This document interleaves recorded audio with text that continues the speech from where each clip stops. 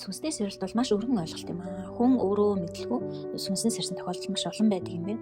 Хүмүүс ихэвчлэн тохиолддог жишээнүүд бол би хэн бэ? Би яах гэж энэ орчинд ирсэн юм бэ? Юмс яагаад ийм өөр байгаа юм бэ гэх мэтэр өөрөөсөө асуух, хин нэгнийг гайхах, өөрийгөө гайхах, өөрийнх нь мэдрэмжийг гайхах тийм. Гэнэт одоо өмнө хардаг байснаасаа юмсыг өөрөөр харж эхэлдэг байх нь байна.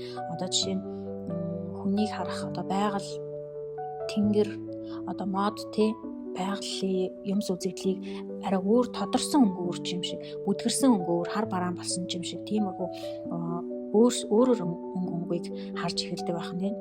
Зарим тохиолдолд хүмүүс гинт одоо хүчтэй гутрал явагддаг. Дотоод сэтгэлийн маш хүчтэй гутрал явагддаг. Өмнө нь одоо гутардаг байсан хэмжээнээсээ илүү их хэмжээнд гутарж байгаа юм шиг бүх зүйлд одоо тааламжгүй, бүх зүйлд одоо гутарсан мэдрэмжтэй, тий бүх зүйлээс одоо хоцорж байгаа мэдрэмжтэй. Зарим тохиолдолд одоо хүмүүс бүх юм одоо замраагүй болсон мэт санагддаг тэр хүн. Тэр нь юу болж байна гэхээр одоо хүн өөрийн мэдлгүй энергийг өөрийнхөө биеэр мэдэрч эхэлсэндээ одоо нөгөө мэдрэмж өсөж эхэлсэндээ холбоотой эргэн тойрны оршин байгаа бүхнийхээ энергийг мэдэрч эхэлдэг. Тэрнгээрээ хүнд яаж санагддаг гэхээр маш тийм замраагүй одоо юмс айгу хурдан болж өрнөж байгаа тий. Үйлдэлүүд маш хурдан явагдаж эхэлж байгаа.